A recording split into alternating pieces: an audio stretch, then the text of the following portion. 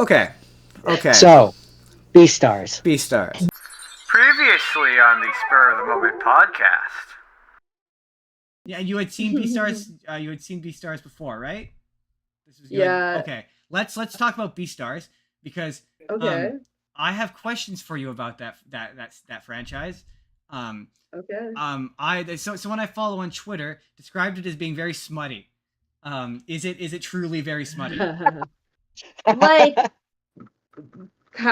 they explore like all the elements of aliveness itself very tangibly, including like at one point like a rabbit straight up propositioning a wolf for sex, and they're confused because they're like, wait, hold up, I thought I was actually helping you with gardening though.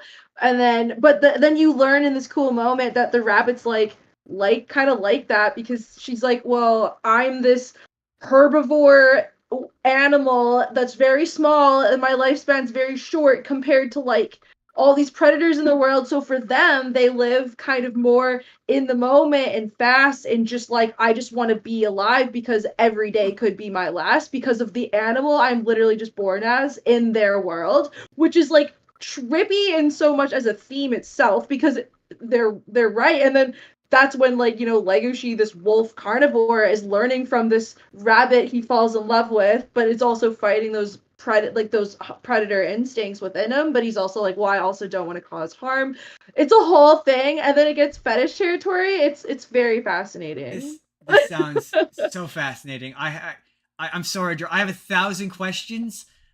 Starting with, okay, can you give me like a rough, like, what is this series even about? Like, can you give me like a rough plot description of it? Yes. So it's like a murder mystery at first. Really?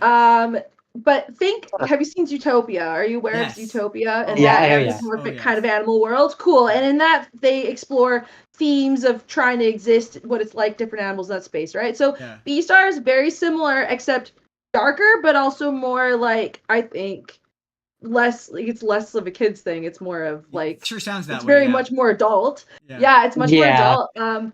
But it's also a love story mixed with a murder mystery, mixed with a lot of like self-discovery and like inner nature and nurture, and like choices, like so much tangibility with that. It's, oh man. Yeah, I'm just trying to think of like how to encapsulate it, because yeah, part of it is somebody gets like murdered in their high school, predated, and they're all trying to figure out like who the fuck killed Tem, this alpaca. He gets got, and they're like, what happened? And then Legoshi has a moment where he's like, he sees this rabbit, and he has this like this primal kind of instinct, like wolf mode, to just try to like go after them. But then he like, as he has them kind of caught, he kind of stops, and he's like fighting himself, because he's like, holy, like, I don't want to be like doing this, and I don't like that this is a part of me. So he just goes on this whole, because he's very in his nature very like peaceful, zen, kind of quiet, shy, reserved, but is this gray wolf. So a lot of people perceive him as like this, you know, this big beast kind of thing. You know, there's bears in this world, there's tigers, like all kinds of different predatory animals, and they just look at this big gray wolf being like a softie and shy and quiet, and they're like, what the fuck? And a lot of people try to like antagonize him. It's strange, but yeah. So But okay. he likes a little rabbit. So you compared it to Zootopia, and in Yeah. description, it reminds me a lot of BoJack Horseman, and Jordan's gonna maybe start to get where I'm getting at with this. It reminds me of BoJack Horseman. Are they actually animal people in Beastars, or is it like the fact that they Yes. look like, okay, they are actually animal people? They are, and it's so smart to the point where, like, one of my favorite jokes in the whole thing is there's a scene where they're in this this dark market kind of thing where people are selling meat on the side and shady shit like that. It's real scary vibes. They divert from this field trip, and at one point they're lost. So their group of animals at the time includes a bald eagle, and the other animals look to the bald eagle for guidance for where to go, because they're just assuming, because they're a bird, they know where to go and they know directions. And then the bald eagle guy goes back to them. He's like, I'm not a migratory bird. Like, that's not the kind of bird I am. Why would I know? And it's just, I don't know, that specific animal fact level type of humor is pretty great. Like, they are fully animal anthrobeings. There are no humans. So it's basically like, I'm not a migratory bird. Sort of racist of you to think we're all the same, Dave. Yeah. It That's was so it was interesting. great. I was like, this is sweet. So okay, because Clever. have you seen BoJack Horseman? Yes, I've Yes. seen all of Okay. it. So you know the episode And Sweet Green with Birdie. the chicken people, where it's like nobody knows chickens like Oh, chickens. nobody knows chickens like There's some chicken chickens. lore. There's a whole part of an episode in Beastars about a chicken, and there's a chicken in their high school, and you learn about being a chicken in that world, and they're like so proud and prideful of producing their eggs, and that's actually the protein of choice that's high school appropriate instead of meat for the carnivores is eggs. And there's like a thing where, oh my god, 'Cause I, so much. It's incredible I, though. I I, had never seen this kind of thing in anything before. that's so fascinating to me because that's my. I like the fact that by the sounds of it, they address that kind of inherent awkwardness with having anthropomorphized animals. Because in BoJack Horseman, an issue I always had with that is that's a world where anthropomorphic animals and humans coexist, but they never explain it. But they constantly draw attention to it with that chicken episode. Or one of Jordan's favorite jokes is where like I think it's Diane is at the cafe eating the cheeseburger and she looks up at the cow waitress and is like sorry. Like that means that there's an Sorry. there's an inherent And that's a running gag too, where people keep going to the diner and like ordering beef, and like the waitress keeps throwing shade and being like, here's your sandwich, stuff like that, and it's yeah. And like, so in that universe funny. they never address the inherent because like for me if like a cow talked to me and was like I'd have so much problems eating them, more problems eating them than I kind of already do. So like I'm just like in a universe where like the animals are anthropomorphic, how do you still eat them? Like they, and BoJack Horseman, I understand that's not the point of that show, but they never address that. And so I guess that leads to my next question, which is there an inherent awkwardness between like say in that universe between say like a cow and like a wolf? Like they know that like they know that they're gonna eat one's gonna eat the other. Like clearly they have to eat, so like there's gotta be some mechanism for eating. In their high school realm, and there's like, okay, no meat allowed. So like there's bears in the world, for example, that take pill suppressors for their strength because they are just an animal born in that world that when they're adolescent being mixed in a school that also has like mice people, like tiny other beings, and they have their own little tiny corridors. Like it's wild, like how much they the world is really built like that. And then there's like a tiger, you find out he's like doping blood, like he got in the black market and he gets in it, like he'll find something. There's a deer in there who like one of the main characters, Louis, he's like his story is really interesting because like he was adopted as like an orphan from this, he was from the black market, like he has a tattoo on his feet that's like a four, like, you know, he was just supposed to be meat stock because there is a whole underworld outside their school in the real world that they find out on that field trip. And then Legoshi continues to explore like farther in the series of outside of the high school of that, like what is happening, like what are, because you know there are beings in the world out there eating meat and like in secret and stuff like that. And it's interesting. So it's like, yeah, how do you, in school they're like, okay, yeah, the carnivores get their eggs and as their protein, and you're not allowed to, you know, predate and stuff like that. But in the adult outside of their high school space, it's a bit different. And that's, yeah, there's some crazy stuff going on. That's so it's cool. You know what? I was gonna ask you if you recommend it, but honestly, this sounds really cool. I'm gonna probably have to check this out. I most recommend it because I watched it. I was at first for lulz because I thought like, oh, this looks so strange. Yeah. I want to know what it is, and I thought it would be that. And then I was like, so fast, like, oh, in it though, like hooked, like, and then to the point where I went and read, like, I'm not like a big fan of like, and reading sometimes can be stressful for me, but I was like, oh, seeking out the manga. I've read the entire thing a few times. Like it is incredible and so clever. Like, you know, you're talking about the being a chicken, like there's a whole part where you find out that this hen, she's like super prideful of her eggs, like being a chicken in that world. She's like, yeah man, I lay eggs, and like they're going and feeding my classmates. And you find out that she's like she's really like, I want people to enjoy my eggs.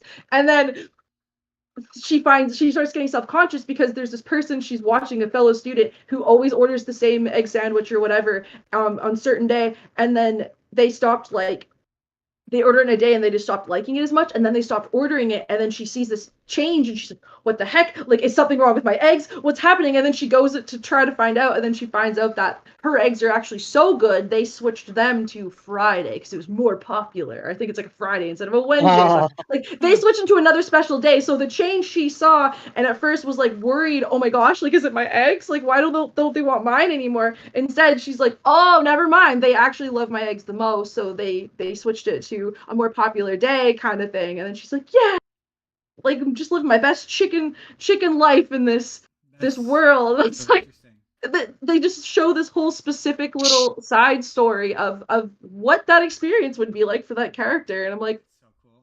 wow. Yeah. Like, it's so cool. Definitely go check it out. Jordan, is there anything else you like to know about Beastars? I know. I mean, it sounds very interesting. I'm gonna have to look it out. I don't want to get too much spoiled Yeah, because Yeah, that's fair. you I'm know. sorry, I spoiled some things, but No, it's all good. Oh no! it's worth a watch, I You have teased us enough to get us interested. Yeah, it's on Netflix, by the way. It's on Netflix.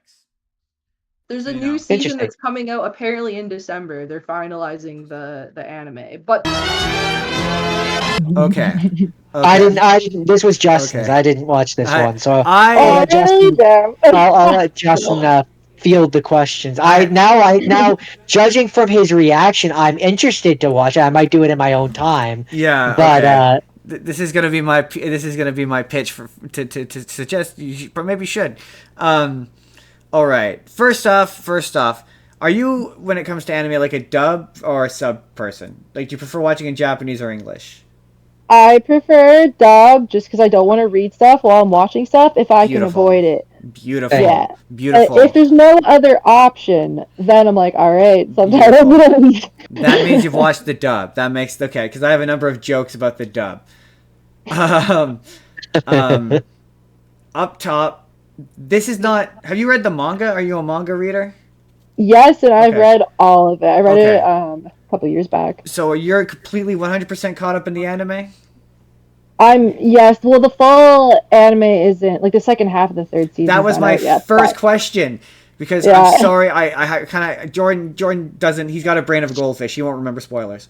But no, go ahead. When the wolf gets shot and the episode just kind of ends, I'm like, there's no pathos to this. This can't be the ending. And I quickly went to Google and I'm like, is there a part 2? Like, this can't be all of it. So I'm like, surely there has to be like some form of a happy ending. The Okay. entire anime exists in a manga form that is like completed. Yes, so if okay. you do want to read ahead, There is yeah. an ending. Okay. Yes, Okay. but they are. I haven't seen an announcement yet because I was looking it up too. Like, oh my gosh, are they going to finish the anime? Like, what the heck? And then, sure enough, it's like, yes, they will. They plan to, but there's no release date, or at least at the time I checked, there wasn't. So. Okay. I saw one website said like spring of this year, maybe, and I was like, okay. I do want to see the ending. I want to see how this ends. Look, man, I'm rooting for the wolf and the bunny to get together. It's worth reading the manga. It's fun because like the anime I would say is very it represents the manga like pretty well, Really? but there's so much more detail. Yeah, there's so much more detail in the manga. Plus, like the way they draw like some of the scenes, it's adorably goofy. Like just I don't know, it's comical and like yeah. I do like this show like quite a bit. I powered through it in a day and a half, all 3 seasons of it. Oh wow. Yeah, I thoroughly enjoyed it. I don't want to like. It does get slightly uncomfortable at points. I joked for portions of it. I said, it's not the animal fucking so much that like. For me, it's the moment, the metaphor of the predator eating the prey is kind of mixed at times, like it's muddled at times because okay, back to the beginning for Jordan. Jordan, just to refresh you, Beastars takes place in a world where all the animals are anthropomorphic, and it's in a very similar fashion to Zootopia, where they're animals, but the social structures are based upon natural, like how these animals would behave in real life. So like, there's predators, there's prey, bunny rabbits. Like the main character, she's the kind of bunny rabbit that breeds a lot. So it equates to her being a promiscuous. Well, also they talk about her lifespan, like being born. Like that's a big theme. Is like the beings live differently based on what they are in that world. So at one point, Haru's like the rabbit. She's like, you wouldn't get it. Like I'm being judged for this, but she's straight up like, I don't know when my last day will be. I was born a dwarf rabbit, like just a kind of bottom scale, like prey in a world where there's predators that exist. So you're gonna live a little faster when you don't have that security of like being a tiger in that world, and like you're not gonna get preyed on as as much at all. So think about it. I think you had mentioned previously the chicken that is selling her eggs, and then how proud she is of selling those eggs, and how she gets upset when she finds out that the egg sandwich he's eating it now tastes bad because she thinks that reflects badly on her, but she doesn't want him to know that he's eating her eggs because that's weird. And like the notion of a predator eating a prey, like it's treated as this taboo kind of thing, and that's where the metaphor as the show goes on, in my opinion, becomes a tad muddled, because in the first season it really seems to equate it to like akin to sexual assault almost. Like when the lions get Haru and he's about to eat her, he's like got her stripped naked and is like, I'm going to violate you now with a tone. But then later in the series they start to kind of equate it to being similar to drug use, because in order to beat a bad guy, the lion has to eat a bit of meat. He ends up eating the leg of another student, and so he ends up having to detox himself, and now he's an addict. He's addicted to eating this meat. And a big chunk of the third season, a plot of it, is they've created this energy drink which stimulates the part of the brain that goes off when they eat meat, so then it akins it to drugs. And so that's why I'm like, it's kind of muddled. It's like, is the taboo one of a sexual nature as the show, or is it a drug thing? Like, if I were to make a criticism, both. Yeah, I guess it's kind of multiple themes exist in that world. Like it's even though it's like fictional, it's like in our IRL, like there's fetishes that exist. There's taboo. There's crime. There's drug addiction. Like all those things also exist. So in their anthropomorphic themed version of that, it's like there's kind of a bit of all of that too, and I find it fascinating to see how it like all interacts with each other. I totally agree. I found the notion of socializing, or I guess anthropomorphizing, not just like the animals themselves, but their behaviors, like their natural behaviors, and putting like human, like a human thought on it. And I thought that was really interesting. Like the question of, like, just as an example, it made me go for Zootopia. Okay, if the predators can't eat prey, then what do they eat, right? And it's like they show that. There's a scene where they show these are the meals that they've constructed that are like ethical, that aren't like sentient beings that you've eaten, but are also like healthy and nutritious. But then that got me thinking, like, at one point they're selling them fish. So then that made me go, well, okay, so are the fish sentient? Like, where is the, like, because bugs aren't sentient in that universe, so that seems to be the line there. So then you see fish, then they are also sentient, but they have their own language. And so you have, like, there's a character in the later season who is a walrus, and he comes from the ocean world, and their whole system is just structured differently. And so his whole thing is he just hangs around naked because that's just how it is in the ocean.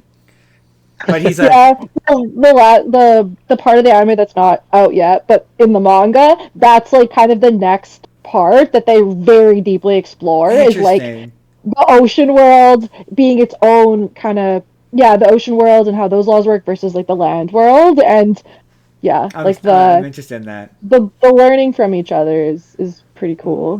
My thing is like there's so much with this. So in the later season, they introduced the concept of, because the whole thing with this is obviously at its core, it's a love story about a wolf and a bunny falling in love. That is a sentence I never thought I'd say out loud. That's what it What is a at fun its core, combo. and it's about the special taboos that exist, but interspecies still exists in that world. So, and it is almost like a racial metaphor where like the deer, for example, the bunny is in love with the deer at first, and they hook up a bunch. And so then later in season 3, they introduced the concept of mixed species, like Hybrids. creatures, whatever, yeah, Yeah. characters. And so you find out that the wolf is actually part wolf, part Komodo dragon, and Yeah. that's why he's so big and so strong. It's because he's part Komodo dragon. And so the main bad guy of the 3rd season, because I was talking to my friends about this show, and I was like, "This is exactly your guys' kind of thing." And they were looking at the cast list, and they're like, "Darren Criss is in this as oh, I forget what the character's name is."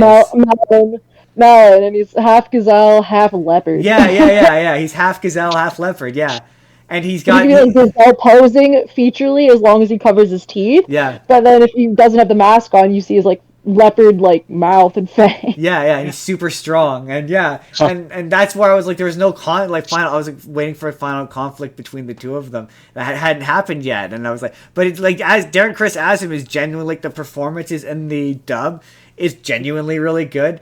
Sarai, did you grow up watching Digimon? I did watch Digimon. So Yeah. I imagine you maybe weren't as off put as I was that the bunny is the same voice as Kari from Digimon. Oh, wow, that makes sense. Their voice sounded familiar to me, but I couldn't remember from where I'd heard them. That's funny. That's gotta be it. So when she immediately went for his Cool. belt in like the 3rd episode, I'm like, this is odd for me. Strange. This is weird for me. But but it was like the funny. Okay, the funny part of the story for the audience. I don't know if Sarai saw this on Facebook because I think I did post the video. But as part of our vacation, we wound up at a hotel that very coincidentally happened to be having a furry convention. And we got onto the elevator, and a guy got onto this elevator with his big furry head, and we were simply delighted. I was delighted. And we ended up hanging out with a friend, and we were all very delighted. We thought it was very funny. I mean, the funniest part of it is that we weren't even supposed to be at that hotel. That's what made it so funny. You were supposed to be at like in a different country completely, and just circumstances happened to put us at the exact hotel at the exact time when they were there. I just felt, and it's like you can't make this shit up. And it's so great. These poor folks. Like every time you see one of them, they like give you this energy that like they expect you to be judging them. I'm like, no, man, you guys are awesome. I love you. You're great. Like you have a great time. Like it looks like you're having a blast. I'm not judging you. Yeah, and you go have fun. To me, it's no different than being at any other convention where you have anyone else dressed up as a character. Yeah, you guys have It's fun. no different. So it was just very funny to me. Midway through Beastars, I went, I could see why they like this show. I get it. I understand why they like this show. I like that. It's like me not being funny. There are some genuinely good fight sequences. Like it's well animated. The performances are good. Like I joked to say it's like, if you ever watched Zootopia and went, I wonder if they did it. That's what the show is. But I don't mean that in a bad way. It is very all the questions that movie asks about what would society be like if it was animals instead. I think it asks it in a fundamentally more interesting way, and it actually takes the time to answer them. Basically, it's Zootopia with a little more depth. Much more depth. Much more depth. Ooh, just a ton more depth. And it's like funny because like some of it, there's still like also the main character. Well, most of the characters are portrayed. They're like literally high school students, and I think they actually capture like just that awkward stuff that people figure out in that too. Oh man, I love. I'm so bad with character names, but the deer. I love the deer. Louis is phenomenal. Yeah. His character arc is phenomenal. He's the one who his whole thing is like he kind of breaks it down to, I don't know that it is, but the main character insists that he has a fetish for prey animals. but I don't know that I agree with that. But he That's more like the Lego share. You're talking about the wolf? yeah, the wolf, yeah. Oh, yeah. He Yeah, the wolf insists he got does, but I don't know that I'd say he does. Louis more like fascinated, I think, by like predator, like carnivores, but in like I don't know, his story is interesting because yeah, he's born in the taboo part of the world, like the black market, as like a for meat for sale under the Yeah. dark part of the world. I enjoy him. I enjoy him and his dad because like he is such an excellent representative about deer, because deer seem nice and they look pretty and they seem sweet, but they're not nice. Like they will fuck you up, like, and that's what his dad is ruthless, and so is he. Like, I enjoy that hyper aggression because that is what deer are naturally like, and it's male deer certainly. And so that anthropomorphization, like how that is represented in the show, is so well done. I love that character. What But do y'all think of the Shishigumi? yeah, Larry with that. but he I was gonna Oh my bad. no, he was, yeah, he's the one who he ends up getting his leg eaten. Oh, that's what it was. I didn't love his arc where he became the boss of the lion guys.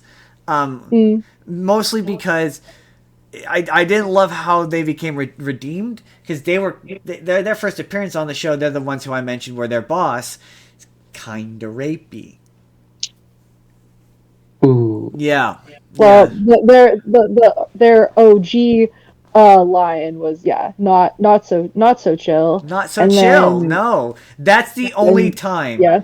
I legit, that made me uncomfortable. Like my number one thing Yeah. with any media, like I say, it's not like when she went for his belt in the third episode, I went, all right then, that's happening.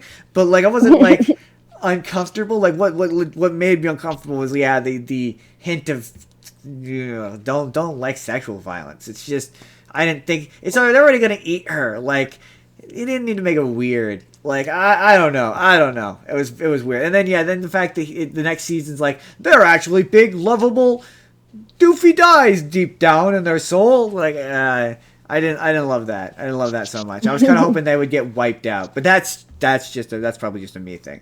But I won't argue it. It's an effective moment in that you're supposed to be uncomfortable.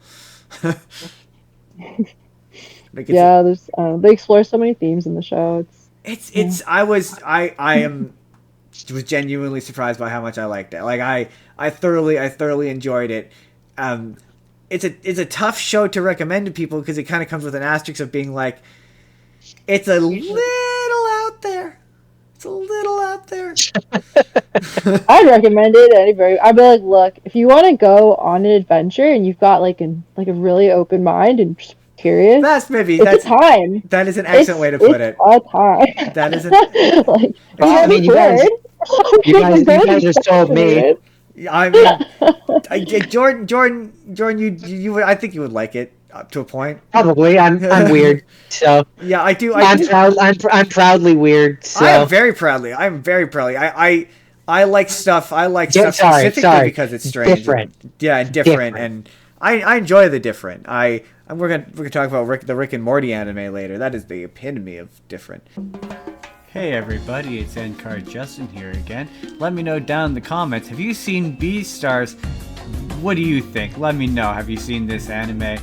I thoroughly enjoyed it, but I will acknowledge it's a bit out there, it's a bit strange, but as Saria put it, it is a wonderful time nonetheless. But feel free to let me know what you thought. In the meantime, you can click the box on the left, and that's going to take you to the full anime podcast. For the third time, we're talking about all kinds of different anime that we had watched, including Hamtaro. That's kind of a different one. And also we did a big time review for that new Looney Tunes movie. Check that out.